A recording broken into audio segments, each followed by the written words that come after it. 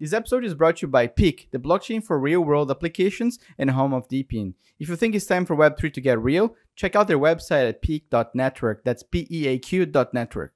Hello everyone, Daniel from depinhub over here, and today I'm super happy to have Garrison, CSO and CMO of IONET, a company building a massive decentralized GPU platform. I actually watched them present last November at Breakpoint in Amsterdam, and I was super amazed about what they're trying to build and what they've built actually already so far. Their project has been exploding in social network lately, and yeah, super exciting because I think what they're building is something that the world has never seen before. And I'm very excited to have you, Garrison, with us today on the podcast. Thanks so much for joining. Can we start by introducing yourself, your background, and your role at IONET? Yeah. So I started my career in energy, actually. I studied environmental and chemical engineering. I worked on distributed energy systems. So not a DePIN, not decentralized, but distributed, right? Like, how do you manage grid load with different point sources, power, charge, discharge, your Tesla car, battery, solar, all of that. And I did that 2012 to 2016. And then I got into like marketing, tech, and ads. And it wasn't until 2020 that I really jumped back into crypto. I like played poker with Bitcoin back in the day and like was kind of loosely aware of the whole community thing, but wasn't very into it. And then when Web3 gaming got really big, I started to pay attention again. And I was at Avalanche just before I joined IO.net. But it's kind of crazy to come full circle, right? Like, I really think this idea of like distributed or aggregation of distributed resources, like to drive, better economics and to drive better access. Like, I think that's a really interesting concept. Yeah, no, it's amazing. That's why we're here building for the past 3 years. Started with Helium and now the whole DePIN ecosystem, and very, very passionate about what you guys are building and what other companies are doing in the space. Like you said, like this distribution of resources, like people powered on infrastructure, right? Can you do a brief overview of why you say IONET or IO.net usually when you talk about the project? It's a great question. I've used them interchangeably. IO.net, IONET, either works. Yeah, because I've seen a lot of people use both as well. So I think IONET is a bit faster to do. So maybe you can briefly introduce IONET for the listeners. What is the main mission of this project? So the main vision of IONET is actually to build compute as a currency. And the DePIN portion is really how we are doing it. But the vision is that compute is the most valuable resource, right? It's the commodity that is driving this technological revolution with AI at its focus. And just like the US dollar was the petrodollar to oil, we want to build the de facto and standard currency for the settlement, the transaction, and representation of compute as a commodity. And that's why we wanted to build IO. Now, in order to do that, right, we needed to create this venue in order for compute to be transacted for your everyday person. And so that's how IO.net was born. We wanted to create not just a marketplace, but also a decentralized network where these assets, right, whether you are an individual with a gaming computer or a laptop or a miner or an enterprise independent data center, we wanted the ability for someone to be able to put their capacity on a network and then have that be orchestrated in network and sold to an end party, right? Whether it's an AI company or an enterprise or something else. And our goal today is actually not just to operate our own DePIN, but to be a DePIN of DePINs, right? Where IO.net specializes is not just in clustering our own hardware, but we actually really want to partner with folks like Render, Filecoin, Gaiman, other really big DePINs in the space, because by creating this aggregation across all these different networks, one, we provide the best experience to the end parties. Two is we have pricing power, right? Instead of everyone competing against each other and making it a race to the bottom, we can all provide the suppliers the most optimal experience. I think that this concept of merge mining is really interesting. And third, we also want to be able to provide the best experience, right? Both from a networking, a UI, and as well as an orchestration perspective to make sure that, if we're going to bring together all of these distributed and decentralized resources, that we're also minimizing things like latency, right, and friction before someone can use it to deploy. No, I think this is amazing. I think the first time I talked to you guys, it was last year. You were mainly focused at the time in data center powered graphic cards, right? I think there was a small shift on like working with other projects or taking more consumer grade graphic cards, right? How was that process, and what are you guys thinking of ongoing right now on that? I think, we're sort of seeing this shift, right? We know that there continues to be a lot of AI demand, and AI requires H100s, A100s, minimally 4090s, right? There's sort of this like upper end of the market that we want to be able to serve. But at the same time, we know that most of the capacity that is being unused today sits in consumer cards. And there's a lot of trade-offs here, right? Again, DePINs are not perfect. You trade off things like control, you trade off things like SLAs, latency when you go towards a DePIN. And a lot of what we try to do with our network and technology is to minimize those trade-offs. But there's also something that kind of gets unlocked with long tail retail and consumer cards and smaller mining operations, right? And that's sort of in pivoting back into supporting Web3 infra. So the network is focused on AI and focused on enabling and clustering and providing capacity to higher end workloads. But because we had a lot of consumers that really wanted to participate in this network, what we did was we said, what can we use these cards for, right? We have this incredible clustering on-demand technology. We have ways to serve kind of like point service where we take one GPU and one node and we service, a few customers with it instead of having to put them in a cluster. What could we do with that? And I think the light bulb moment for me was we were doing some research, right? And we realized that something like 70% of validators today run on cloud, like centralized cloud. And we were thinking, what if we could reproduce the centralized cloud one-click validator business on a DePIN, right? And that really unlocks the ability for consumers to participate because a lot of validators today are run at home, right? If we could turn these nodes into validators, then we could actually bring a lot more decentralization back into Web3. And so not only are we providing a decentralized, cost-effective, accessible thing for AI and enterprise compute use cases, but we could actually support Web3 infra, both at the blockchain level, as well as at the dApp infrastructure compute level, right? And I think that's a really exciting opportunity for us. So you guys are doing much more than just GPU mining, right? You guys, by building this network of using the idle resources for like the validators, it's a new thing that I didn't hear before. And also, are you going to use those users who like have, let's say, lower graphic cards than 4090s for doing that as well? Is it an automatic process, or they need to choose to become a validator? Or I'm going to use, like, I have a 4090 in my computer, I'm going to just do the machine learn test, and how does that work? Yeah, there's certainly a lot of like orchestration, right, and tooling that needs to be done before we can actually transition nodes over to this. And also, as you probably can imagine, right, GPUs are not historically used for some of these workloads. And so not only do we support GPUs in the network, but we also support CPUs, right? So the supported hardware in the network has also expanded in order to support these use cases. But yeah, like exactly your point, right? What we want to be able to do is to utilize even more of the resources in the network while also allowing more people to participate. Because it's one thing to be able to network together enterprise data centers and say, okay, let's take H100s and A100s from different places and put them on a network. That's interesting, right? But it's not as decentralization forward as being able to allow long tail participants to come onto the network, right? And these are all like really complicated mechanisms that require a lot of balance to make sure the network is healthy, to make sure we can drive utilization, to make sure incentives are properly balanced.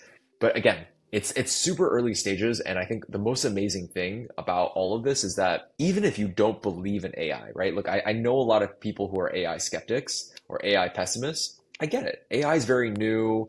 You're unsure if DePINs are going to be the right solution for AI, right? There's a lot of question marks. But something that I think is very clear, especially to people in crypto, is that we should be supporting decentralization. We know that validator hardware is historically low spec. And we also know that we need a solution, right? Because we've moved so much of our crypto infrastructure on top of centralized cloud. And so if there's one thing that DePINs could do, right, minimally could do for the crypto industry, it's to decentralize Web3 infrastructure. And so when we sort of saw these two paths, we said, okay, we can kind of solve a huge problem for crypto, right? And if we continue to solve this AI compute problem, we know that we can solve all the other compute problems as well, right? Because AI compute is arguably one of the more high demand and high overhead requirement forms of specialized compute. And so if the network can serve those use cases, generalizing from there is a lot easier. Yeah, that makes a lot of sense, actually. I mean, just for the GPU alone, you guys are already going to have to build this incredibly insane, complex infrastructure that you can just port for other challenges, or other things that you guys are going to solve. That makes a lot of sense. I can definitely see how IONET can be much, much bigger than it is right now. And you guys are going to this, like, rock stick trajectory right now. So it's super, super exciting. What are the main technical challenges that you've solved so far that you remember, and something that you can imagine in the future is going to happen? Like how challenging was those times? Let's put it this way, right? Like the most difficult thing that we've done is this ability to on-demand cluster thousands of GPUs at once, right? So I think clustering is not a foreign concept within cloud computing, right? You're basically taking, multiple computers, multiple nodes, multiple GPUs, and you're linking them together so that you can parallel process and do things faster at scale, right? More computing power. That in and of itself, even when the GPUs are in the same location, introduces some level of latency. When you try to bring together a lot of different GPUs from a lot of different locations, you introduce even more latency. And so what we've done with our network architecture is to minimize that latency. Like no matter what you do, you'll introduce latency, but to minimize that latency, right? So that you get computing power without having to trade off so much latency that it becomes unusable.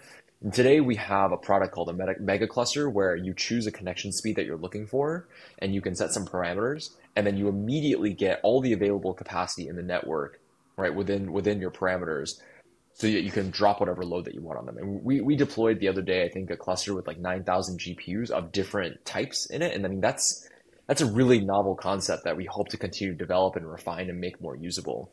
The second is that, we're moving into this concept called serverless inferencing, because inferencing does not necessarily require clusters, right?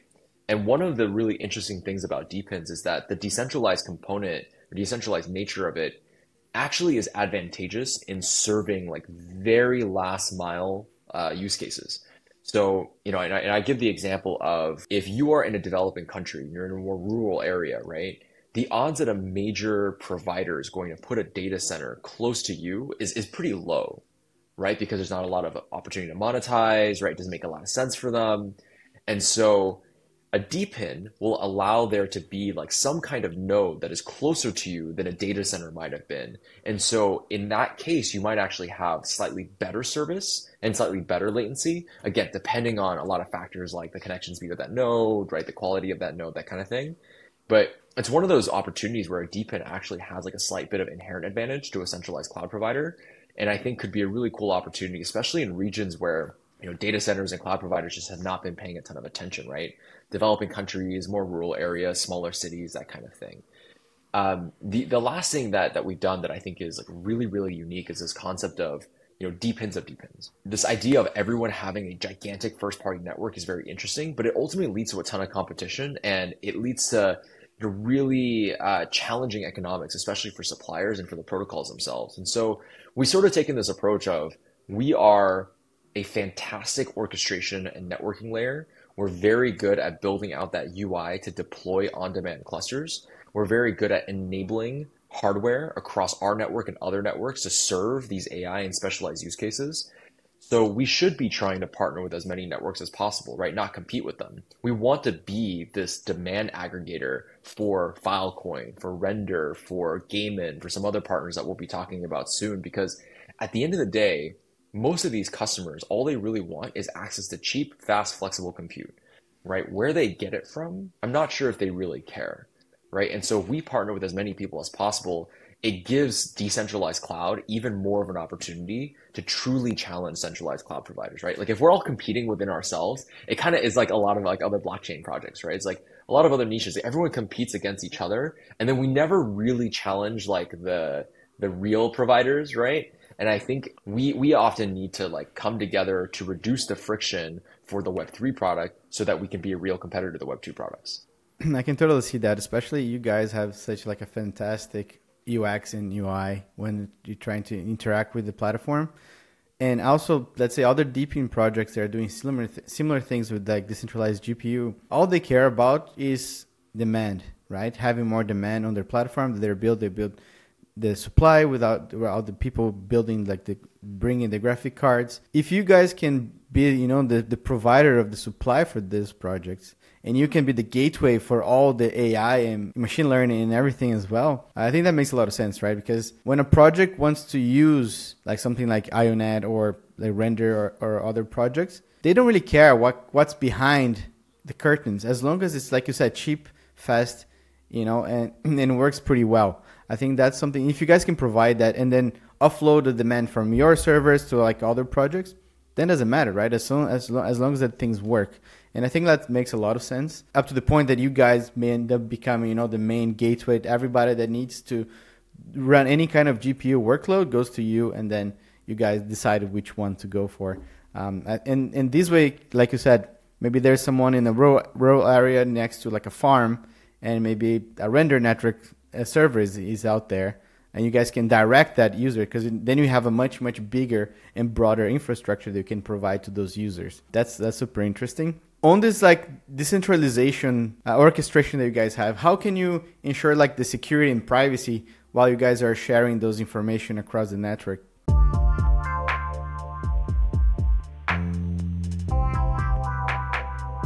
PIC is a layer 1 blockchain designed to power DePINs. Why do DePINs choose to build on PIC? It's fast, scalable, low cost, offer builders are ready to deploy DePIN SDK, and is multi-chain. So when you build on PIC, you're building for all Web3.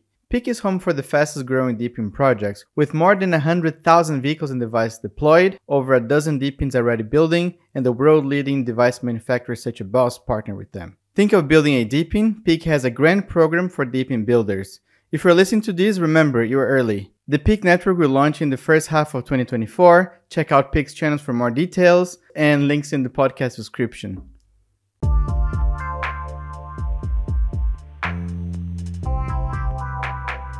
We work with a lot of data centers that have SOC 2 compliance, right? Like have their own on-premises security measures.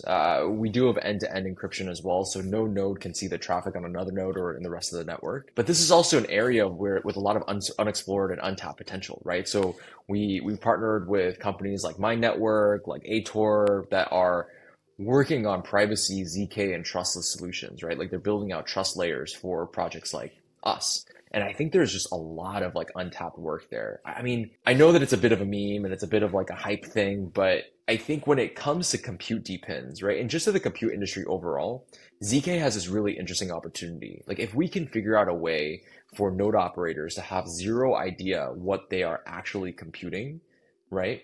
Such that, you know, if you were to actually go and like physically steal the hardware, or if you were to hack the node or whatever and see what was on it, you still don't know what it is. I think that is a really interesting concept, especially for enterprises who are a little bit like hesitant about DePINs, right? Because I get it. This is totally a security thing, right? If I had something that was very sensitive and I was running it on a node that was in a different country or on nodes that were spread across the world, how do I know that it's not going to be stolen? How do I know it's not going to be abused? Like there's a lot of question marks there. And I think part of this is market education. Part of this is a market force, which is sometimes if you can get the compute cheap enough, maybe you don't care. And then some of this is also an opportunity, right? Like once a market exists for projects like My Network and Ator to come in and build a solution. So security is a really, really big deal. And I think it's going to be a huge industry, even as DePINs are getting started. Nice. Well, that's really great to hear. I mean, I'm a big fan of Ator as well. I interviewed the founders a few episodes ago. Really interesting to see like working with you guys in other projects as well to provide that extra like privacy security layer, right? Yeah, I mean, I saw you guys on Solana Breakpoint in November. What was the thought process? I don't know if you were part of the team doing that, into choosing to work with Solana. How was the process? How was the experience working with them? And how do you see that benefits using, let's say, Solana over Ethereum, for example? It's easy. Solana's fast. Solana's cheap. Solana has worked at scale, right? When you think about AI transactions, like inferences, right? Think about how many people are just typing in a chat GPT every single day. How many people are clicking and generating images on Gen AI platforms? Even though it's early, we knew that we had to future-proof parts of this infrastructure. And today, you know, yeah, we are still exploring as a protocol, like different opportunities and different ecosystems, right? To build out some of this infrastructure. But we knew that the SVM baseline was able to support high load. We knew that the transactions were cheap and we knew that it worked. right? And so for us, it de-risked a lot of what we were doing at the beginning. And Solana has been an amazing partner to us, and we're really excited to continue to work with them.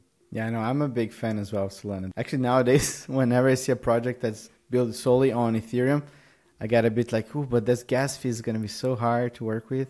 While if you're on Solana, like, okay, just let's play around with it. I'm sure it's going to work. You have to have a really good reason for launching on Ethereum, right? Like everything sort of has its own like product market fit in a way. Listen, is Solana perfect? No, it's not. They've got a lot of stuff to figure out, just like us, right? Ethereum, same thing, a lot of stuff to figure out. But I do know this, right? Is if we're gonna do a couple hundred thousand transactions a day on these model inferences, where every single inference transaction has 4 on-chain transactions, we cannot be using Ethereum. Like it just does not work for us, right? And so when we kind of looked and surveyed the landscape, we knew that we wanted to explore the SVM a little bit more, and our team wanted to learn what it would feel like to develop on the SVM, and so we went with Solana. They've been really good partners. Our team is also actively looking at other ecosystems. Move is very interesting to us as well. Like we want to understand like the different security, speed, deployment considerations, right, that building on Move has. And so I think one of the things that is really great about the DePIN industry is that it feels like those who are building in it are really approaching it with like a open mind, right? Like we know that we can serve some kind of use case. We know that DePINs can add a lot of value, but we all kind of agree that we're still here and we're all still learning, right? And that's sort of the best part about the DePIN community that I found. Yeah, I know. I 100% agree with that. I think that the human level of DePIN projects are much higher than a lot of like degen and DeFi projects. Like, you know, you end up getting to know the people in person, and it's a definitely very interesting ecosystem. I see most people are a lot of times, I wouldn't say more honest, but at least more open, trying to do something together. You know, like it's kind of like we're in this together. We're gonna combine forces and grow the whole ethos of DePIN together. Not like, okay, there is not like a lot of competition, yes, but it's kind of like a healthy competition, right? Because at the end of the day, we're super niche still, and then if one project wins, the whole ecosystem wins. That's exactly right. I think the DePIN community really knows that we still need to legitimize DePINs, right? This idea where, you know, Ethereum and Bitcoin really legitimize the concept of blockchains, but DePINs as the niche is still a little bit early. And I say this all the time, right? The DePIN competition is starting to feel a lot like the layer 1, layer 2 wars.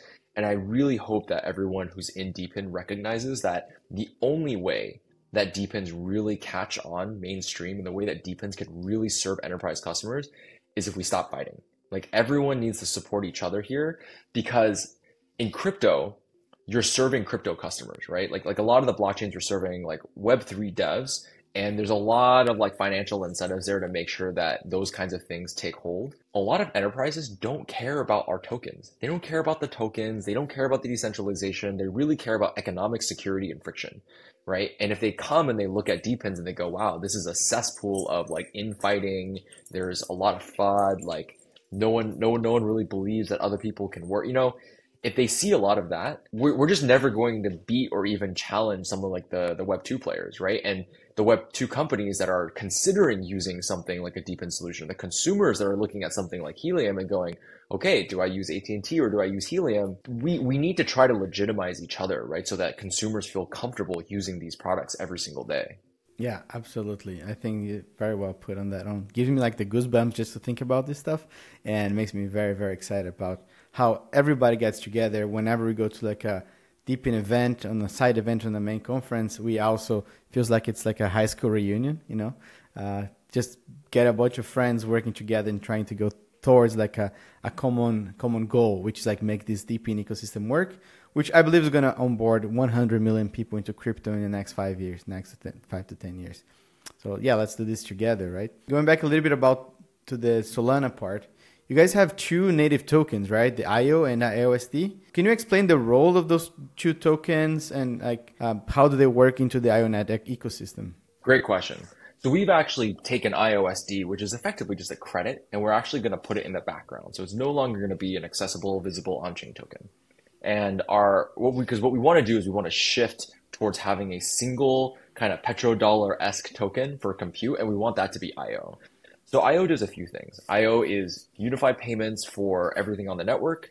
IO also unlocks advanced features like serverless inferencing and the IO model store that we'll be building out in the future. IO is also going to serve as collateralization and incentives for the supply side network. And so, a staking mechanism, right, that allows people to collateralize IO against a node, or a node operator to collateralize IO against a node, supports ecosystem health, incentivizes node behavior, right? Sort of secures the network in terms of performance for deployers. And I think that mechanism is not that unique, right? We see it a lot in like Chainlink and in other networks as well. It's a very standard system. And also, I mentioned that we're sort of experimenting with SVM, we're experimenting with Move. Ultimately, we do want to build the first blockchain that is built on top of a DePIN, 100% built on top of a DePIN, that can not only provide the blockchain infrastructure that's decentralized, but also provide the compute infrastructure that's decentralized. And so eventually IO will be the native token of that blockchain. We do have a team that is researching and exploring and building out this side of the product while we kind of focus on the core product as well. Yeah, man, you guys have a lot of challenges ahead of you guys. That's really, really interesting. And I mean, just by talking to you, I can see how exciting the things you guys are building and how early you are as well, right? There's a lot of upside on everything that you guys are trying to do. Just one question, and like, let's say you said you're working with Render, Filecoin, with other projects. Whenever someone come to you and then pay for the rendering in IO tokens, is there going to be some sort of bridging to use the render network in the back as well? Did you guys think about that a little bit? Yeah, so the wonderful thing about the compute layer, right, is like you don't have to bridge to access the resources that people have in their networks. As long as their GPUs and their hardware network is integrated with ours, if we have access to cluster their devices, it's seamless. Right. So if someone pays with IO on Solana, and let's say we're partnered with a DePIN that is on Aptos or Sui or some other network, no problem. Doesn't really matter, right? Because there's a couple things that exist on chain. It's typically the payments infrastructure, right? And the incentivization infrastructure. So payment gateway, deposit, withdrawal, balance contracts, your staking contracts, like those exist on chain. And then your record of inferences, right? So if someone is inferencing, and like the record of that inference transaction will also live on chain. But when it comes to clustering compute, that is chain agnostic, right? Like it doesn't really matter. We pull the compute from different areas. We serve it to the customer. The customer pays on chain on Solana. They get access to the compute. Nice. Okay, that's a good answer to that. How do you see IONET? I mean, I guess you already explained in many ways, but how do you see IONET expand in the next like 3 to 5 to 10 years? I see like maybe, because we touched this in many of those answers, but how would you put that in the timeline more or less if you have any? So I think we're currently in beta, right? There's a lot of things that we have to fix, right? We need more stability, more scale, improve UI. We're still in beta. We're very much in bootstrapping supply mode, right? We haven't even started to think about demand, even though I think we've actually done some pretty decent revenue. After launch, we actually have an entirely new front end, entirely new back end infrastructure, user interface, a bunch of features that are actually coming out right after TGE. And that'll be considered our public, fully featured launch. And then we're going to start focusing on demand. We have to bring in a lot of the wait list that we've had so far. We have to allow them to onboard on the network, use the network, actually deploy like large scale model training, tuning, and inferencing on the network. And then we also have to figure out how we drive demand for the lower end cards, right? So we've already been talking to a few blockchains. I think there are some really interesting use cases around validators, around provers for ZK especially, that we can put on some of the non-AI preferred nodes in the network. Let's call that 2-3 months after launch, right? In parallel, we'll be exploring kind of our work in developing our own chain and our own ecosystem. That's sort of on a 6-month to 12-month timeline. And as soon as we have timelines for testnet and that kind of thing, we'll announce it. And then there's always generalized compute, right? Generalized compute is expanding use cases, outside of Web3 infrastructure and AI. That's going to be on a 6-month timeline as well. And then one of the things that I'm personally very excited about is once you have IO as a tokenized representation of compute, this commodity, right? Can we incentivize a DeFi infrastructure on top of this? Like, I really want to see DeFi products built using IO because it's ultimately a representation of compute, right? Of the compute in the network. Something that I've been thinking a lot about personally, right? And if there's anyone listening that is interested in building something, I want to see someone launch a tokenized bond that is backed by compute. So you issue a bond, you tokenize it, you list it so it's tradable, and then you use the money to go and buy GPUs, put them on a network like IO.net, and then the revenues, right, and rewards that you get passed through to bondholders as yield. If you think about that, GPUs are a really interesting investment that most people don't think about. Like you could buy, again, there's nuances, but like hypothetically, right? An A100 today, fully hired, probably yields 200-ish% on CapEx. That's a pretty good investment, right? Now, your average user is not going to buy an A100. It's like 17 grand. Then you have to like put it on a network, you know, it's cooling, there's networking, there's like electricity costs, internet costs, all of that, right? It does not make a lot of sense. But if you could partner with an operator that had like data center level capacity and connection speed and infrastructure, and you allowed people to, and you tokenized those assets, right? You tokenize those GPUs, and you allow people to buy in and get exposure in a fractional way. You know, that's a very interesting investment, right? It's kind of like people kind of buying a fractionalized real estate, but the payback on GPUs is way better. And also GPUs are supposed to be depreciating assets because it's hardware, but they keep appreciating. So, I mean, I definitely think there's something there, right? And now that there's a marketplace, a network like IO.net, and you know that you can monetize that capacity, it becomes a little bit more attractive, right? Before, like, it didn't make a lot of sense to do that, but now that there's a network, you can do it. And I hope this like ecosystem of products continue to evolve. I mean, it's just a really cool real world assets play. Hell yeah. No, this is amazing. Whenever I saw like IONET, I went immediately and bought like a 4090 graphic card. Because I was like, okay, there's so many opportunities right now. Of course, I'm not going to get like a H100 for my house, like you said. But okay, what can I do that's like, I can actually play some like Formula 1 games or something on the weekend, but also keep it running for other projects and start experimenting with projects like you guys.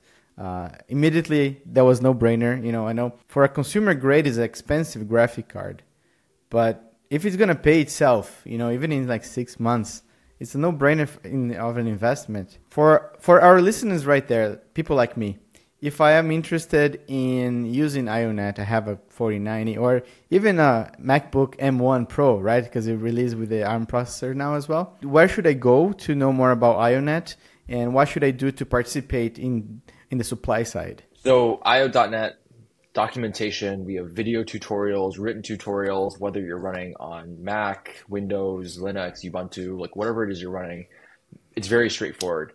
You download Docker, you connect Docker, you run the container, you're good to go. Should be a 5-minute process to get started. If you run into problems, join our Discord. We have a support team. There's like 20 people standing by to help you. You can open a ticket. You can also find me if you want to DM me on Twitter. I know a lot of people have been blowing me up asking questions. Feel free.